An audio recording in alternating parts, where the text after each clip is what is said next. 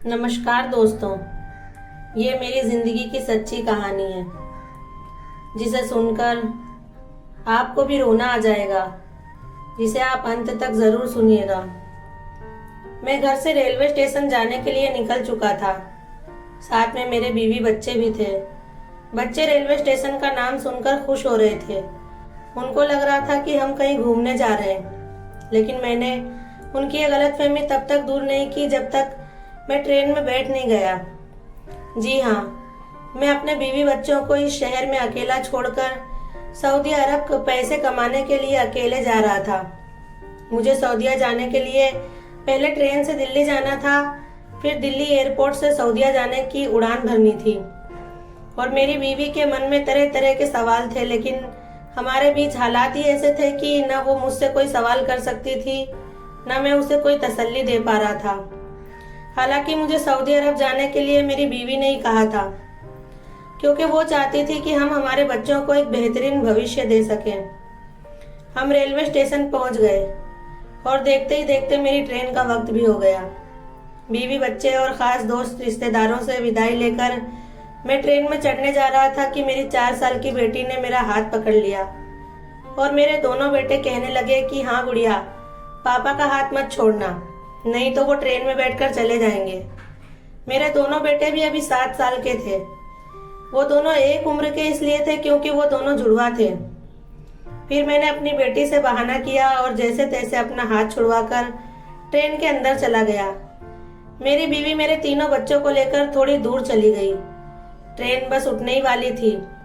Train की सीटी भी बज चुकी थी और वो इसलिए बच्चों को दूर लेकर चली गई थी क्योंकि वो जानती थी कि मैं कहीं अपने बच्चों को देखकर कमजोर ना पड़ जाऊं। अपनी आंखों में आए हुए आंसुओं को मैंने कैसे तैसे रोका और अपनी सीट पर जाकर बैठ गया। जैसे ही मेरी खिड़की से बाहर नजर पड़ी तो मेरी बीवी दूर तीनों बच्चों को लेकर खड़ी थी और मुझे जाते हुए देख रही थी। उसकी उंगलियां उसके गालों पर थी, वो अपने आंसू पोंछ रही थी। अब ये नजारा देखने के बाद तो मेरी आंखों से भी आंसू बहने लगे। मेरे तीनों बच्चे तो जोर जोर से रो रहे थे क्योंकि मैंने बच्चों से बहाना किया था कि मैं ट्रेन के अंदर से अपना सामान लेकर आता हूँ और ट्रेन चलने लगी थी। फिर भी मैं ट्रेन से अपना सामान लेकर उतरा नहीं था। फिर ट्रेन स्टेशन से आगे निकल गई और मेरे सारे अपने स्टेशन पर ही छूट गए। मैंने भी अपने आंसू साफ कर लिए और आसपास के लोगों को देखने लगा। अलग अलग बोली भाषा के लोग ट्रेन में थे और मेरे सामने के कंपाउंड में ऐसा लग रहा था कि एक पूरी फैमिली बैठी हुई थी। उसमें एक बूढ़ी दादी मेरी तरफ देख रही थी और मेरा चेहरा देखकर मुझसे पूछा, बेटा बच्चों से दूर जा रहे हो क्या? बूढ़ी अम्मा का सवाल सुनकर पहले तो मुझे हैरत हुई कि उन्हें कैसे पता कि मैं बच्चों से दूर जा रहा हूँ, और मैंने हाँ में सिर हिलाया और फिर से गर्दन झुकाकर बैठा रहा। 1 से 2 स्टेशन आकर चले गए, लेकिन मुझे कुछ होश नहीं। मेरा सारा ध्यान मेरे बीवी बच्चों पर ही लगा हुआ था। सोच रहा था कि मेरी बीवी अकेले कैसे तीनों बच्चों को बहला फुसला कर घर ले गई होगी। उसे कितनी दिक्कत आई होगी उन्हें समझाने में। मैं होता हूँ तो मेरे बच्चे उसे जरा भी परेशान नहीं करते, लेकिन अब क्या होगा? अब तो मैं कई बरस के लिए जा रहा हूँ। इस बीच आने वाली तमाम मुश्किल को वो अकेले कैसे झेलेगी? सिर्फ 2 साल पहले ही की बात है, मैं अपनी बीवी और तीनों बच्चों को लेकर गांव चला गया था क्योंकि वहां मेरा अपना घर था और यहाँ गुजरात में जहां मैं रहता था वहां मुझे घर का किराया देना पड़ता था। गांव में चीजें शहर करते सस्ती थी, इसीलिए मैंने सोचा था कि मैं अपने घर वालों को गांव के घर में हमेशा के लिए शिफ्ट कर दूंगा और खुद शहर में ही रहकर पैसे कमाकर गाँव भेजा करूंगा। फिर हम गुजरात छोड़कर गाँव चले गए। गाँव के घर में ही रहना शुरू कर दिया और वहां मैंने बड़ी मुश्किल से 15 दिन बिताए थे। फिर मैं अकेला शहर वापस आ गया था। अभी मेरे बच्चे थोड़े ज्यादा छोटे थे। वो शाम होते ही अपनी माँ से पूछा करते थे कि मैं घर कब आऊंगा, और मेरी बीवी उनसे कोई ना कोई बहाना कर देती थी। इसी तरह कुछ दिन बीते थे और फिर उसके बाद मेरे बच्चों ने मेरे पास आने की जिद करना शुरू कर दिया। मेरे बच्चे मेरे पास आने की इतनी जिद इसलिए करते थे क्योंकि हमने उनकी परवरिश रिश्तेदारों और परिवार वालों से दूर रहकर की है। क्योंकि कई सालों पहले मेरी माँ गुजर गई थी और मेरे पिता ने दूसरी शादी कर ली थी और उनसे भी उनके 2 बच्चे थे। जिन्हें लेकर वो मुंबई में रहते हैं। मेरे सगे 3 बड़े भाई हैं, लेकिन वो पैसे वाले होने की वजह से मुझसे ज्यादा बोलचाल नहीं रखते हैं। और मेरी बीवी के मायके में भी उसके अब्बा नहीं है। भाइयों के ऊपर घर की और माँ की जिम्मेदारी है। भाभीियों का ज्यादातर मुंह चढ़ा रहने की वजह से मेरी बीवी को भी वहाँ आना जाना अच्छा नहीं लगता। सिर्फ कोई खास जश्न में ही वो मेरे साथ अपने मायके जाती और मेरे साथ ही वापस आ जाती। उसकी बहनें हैं, लेकिन वो दूसरे शहर में रहती हैं, इसीलिए मेरे बच्चे ना ननिहाल जानते हैं ना ददिहाल जानते हैं। बस हम दोनों ही उनकी दुनिया है। अब गांव में मेरी बीवी अकेले मेरे बच्चों को लेकर रह रही थी और आने वाली हर छोटी बड़ी परेशानियों को भी वो अकेले ही झेल रही थी। लेकिन बच्चे तो बच्चे होते हैं, उन्हें ये नहीं पता कि जिद कितनी की जानी चाहिए और कितनी नहीं। वो मेरे पास आने की जिद में धीरे धीरे बीमार पड़ने लगे। गांव में दवाखाना तो बहुत दूर था और देर रात बच्चे अगर बीमार पड़े तो वो अकेले उन्हें कहाँ लेकर जाती। बच्चों को घर के टॉयलेट में जाने की आदत थी, इसलिए वो खेतों में खुले में शौच के लिए नहीं जाते थे, और अगर जाते भी थे तो वो मेरी बीवी को बहुत परेशान कर देते थे। एक दिन तो मेरा बेटा खेतों में से सांप पकड़ लाया। ये तो अच्छा था कि वो 2 मुंह का सांप था और उसने उसे काटा नहीं। ये देखकर मेरी बीवी बहुत डर गई थी और उसने मुझे फोन करके सारी बात बताई। अपनी बीवी की सारी बातें सुनने के बाद मैं इस नतीजे पर पहुंचा कि मुझे अपने परिवार को वापस अपने पास शहर में ले आना चाहिए। भले ही फिर इतनी महंगाई में गुजारा चलाना आसान हो या मुश्किल। अपने मालिक से अपने काम का हिसाब लेकर मैं गांव पहुंचा, अपने बीवी बच्चों को वापस लाने के लिए। जैसे ही मेरे तीनों बच्चों ने मुझे देखा, ऐसा लग रहा था कि आज उनकी जिंदगी का सबसे बड़ा खुशी का दिन है। ये बात मैं और मेरी बीवी हम दोनों अच्छी तरह से जानते थे कि हम दोनों मिलकर अपने बच्चों की परवरिश कर सकते हैं। किसी भी एक के बस की बात नहीं है तीनों बच्चों की जिम्मेदारी उठाना। लेकिन क्या करें, हम दोनों यही कोशिश में लगे रहते थे कि किसी तरह हम 4 पैसे बचा सकें और वो हमारे बच्चों की पढ़ाई लिखाई में काम आए। क्योंकि मैं पढ़ा लिखा नहीं था, मुझे सिर्फ सिलाई काम आता था, और ये काम भी मजदूरी की ही कैटेगरी में आता है। सुबह से शाम तक सिलाई करने के बाद भी मैं सिर्फ इतने ही पैसे कमा पाता था जिससे मेरे घर का गुजारा चल सके। घर का किराया निकालकर बच्चों की स्कूल की फीस वगैरह भरने के बाद महीने के आखिर में मेरे पास कुछ नहीं बचता था।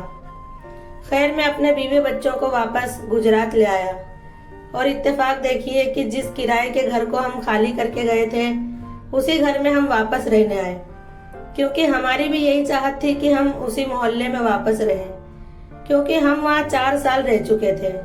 मोहल्ले वालों से हमारी अच्छी बनती थी और मैं कभी रात को काम की वजह से रहूं या ना रहूं तो भी मुझे मेरे बीवी और बच्चों की कोई टेंशन नहीं होती थी।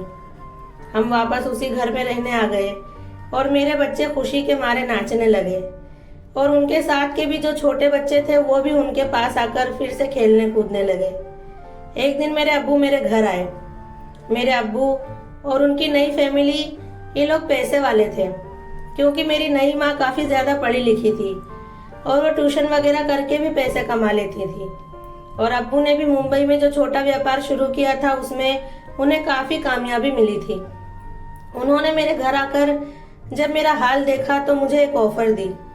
मुझे और मेरी बीवी को बैठाकर उन्होंने मुझसे कहा कि इलियास, तुम सऊदीया चले जाओ, तुम्हारे पासपोर्ट वीजा वगैरह का खर्च मैं उठा लूंगा, तुम सिर्फ अपने डॉक्यूमेंट्स तैयार करवा लो, पैसों की चिंता मत करो।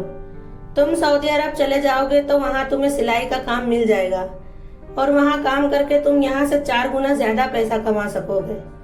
फिर तुम इसी शहर में घर खरीद लेना, और जब तुम्हें ऐसा लगे कि तुमने अच्छी खासी प्रॉपर्टी बना ली है तो तुम सऊदीया से वापस अपने बीवी बच्चों के पास आ जाना और यहीं रहना। अब्बू की बात मेरे समझ में तो आई, लेकिन सऊदी है भी तो बहुत दूर। मैंने अपनी बीवी से पूछा कि तुम क्या कहती हो, मुझे अब्बू की बात मान लेनी चाहिए? तो वो बोले कि ऐसा मौका हमें फिर दोबारा नहीं मिलेगा।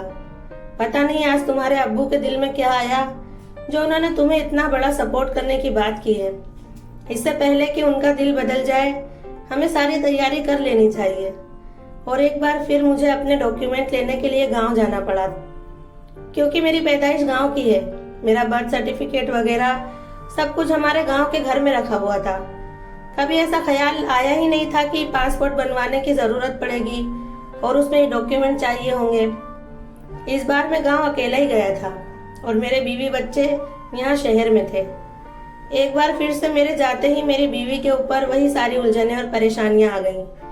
पहले मेरा बड़ा बेटा बीमार हुआ, फिर छोटा बेटा बीमार पड़ा। दोनों की दवाई लानी पड़ी। छोटा बेटा तो ठीक हो गया, लेकिन बड़े बेटे को एडमिट करना पड़ा और मेरी बीवी अकेले ही तीनों बच्चों को लेकर अस्पताल में थी, क्योंकि दूसरे 2 बच्चों को रखने वाला कोई नहीं था। इसलिए उन दोनों को भी उसे अपने साथ ही रखना पड़ा। मेरी छोटी बेटी बहुत शरारती थी। एक दिन शरारत करते हुए वो अस्पताल में बेड के ऊपर से नीचे जमीन पर गिर गई और उसका हाथ उतर गया। एक बेटा तो एडमिट था। अब मेरी बीवी बेटी को गोद में लेकर एक्सरे करवाने गई। फिर वो रिपोर्ट लेकर डॉक्टर के पास गई। डॉक्टर ने रिपोर्ट देखकर मेरी बेटी को कंधे से पट्टा बांध दिया। फिर वो उसे लेकर वापस मेरे बेटे के पास आ गई। मेरे पास फोन आया कि मेरे बेटे को एडमिट किया गया है, लेकिन मेरा थोड़ा काम फंसा हुआ था, इसलिए मैं अभी गांव में ही रुक गया। 3 दिन के बाद मेरे बेटे की तबीयत संभलने लगी और उसे अस्पताल से छुट्टी मिल गई।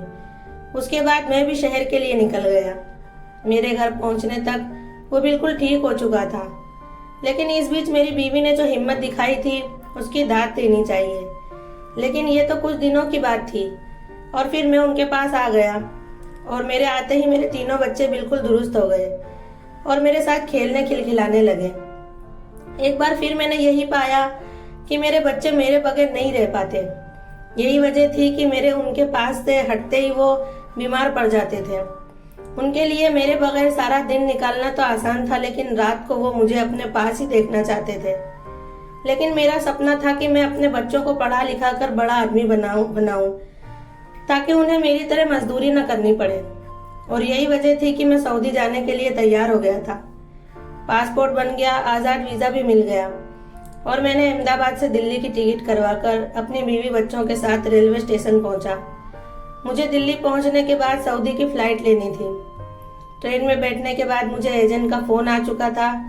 उसने मुझे सब कुछ समझा दिया था कि मुझे सऊदी के एयरपोर्ट पर एक टैक्सी वाला मिलेगा और मेरी उसे पहचान बताते ही वो मुझे काम की जगह पर पहुंचा देगा। एजेंट से बात करने के बाद मैंने फोन अपनी जेब में रख दिया और खाने का ऑर्डर दिया। थोड़ी देर में खाना आ गया, लेकिन पता नहीं क्यों वो खाना मेरे हलक से नीचे नहीं उतर रहा था।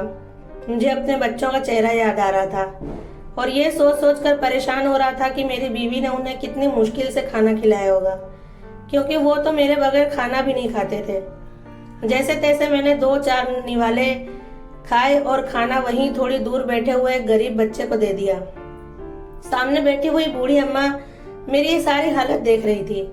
फिर उन्होंने मुझे अपने पास बुलाया और मैं जाकर अम्मा के पास बैठा।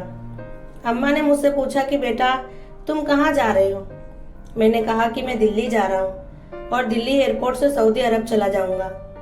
अम्मा ने मुझसे कहा कि बेटा तेरा चेहरा देखकर तो लगता है कि तू जाना नहीं चाहता। मैंने बड़ी हैरत भरी नजर से अम्मा की तरफ देखा कि अम्मा को कैसे पता चला कि मेरा जाने का मन नहीं है।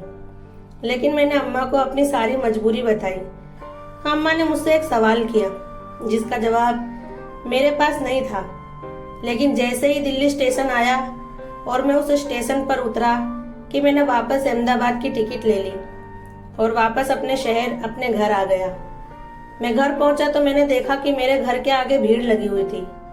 अपना दिल थामे मैं आगे बढ़ते हुए अपने घर पर पहुंचा तो क्या देखता हूँ कि मेरे बच्चे मेरे लिए इतना रो रहे थे कि पूरा मोहल्ला उन्होंने सर पर उठा रखा था। किसी से भी वो चुप नहीं हो रहे थे, यहाँ तक कि वो बेहोशी के आलम में पहुंच गए थे, जिसे देखकर मेरी बीवी बहुत घबरा गई थी और सारे मोहल्ले वाले मेरे घर पे इकट्ठा हो गए थे। और जैसे ही मेरे मोहल्ले वालों ने मुझे देखा तो उन्होंने मेरे बच्चों को आवाज लगाते हुए कहा, देखो तुम्हारे पापा आ गए। मेरे बच्चों ने मोहल्ले वालों की बात का यकीन नहीं माना, क्योंकि उन्होंने अपनी आंखों से मुझे ट्रेन से जाते हुए देखा था। और जैसे ही मैं दरवाजे पर आया और अपने बच्चों को आवाज लगाई तो वो बेजान बच्चे उठकर चिल्लाने लगे, मुझे आकर ऐसे लिपट गए और कहने लगे कि अब हमको छोड़कर कहीं मत जाना। और मेरी 4 साल की बेटी तो मुझसे कहने लगी कि अब्बू अब तुम जाओगे तो मैं मर जाऊंगी। ये सुनते ही मुझे ट्रेन वाली अम्मा का सवाल याद आ गया। अम्मा ने सवाल किया था कि अगर तेरे बच्चे ज्यादा वक्त तक तुझसे दूर रहने का सदमा बर्दाश्त न कर सके और उन्हें कुछ हो गया तो तू क्या करेगा। मेरा अपने घर वापस आ जाना अम्मा के सवाल का जवाब था। कल से वही काम, दोपहर में खाना खाने आना और अपने बच्चों के साथ मस्ती करना, यही हमारी खुशहाल जिंदगी का 4 गुना मुनाफा था। और मैं अपने बीवी बच्चों के साथ बहुत खुश हूँ।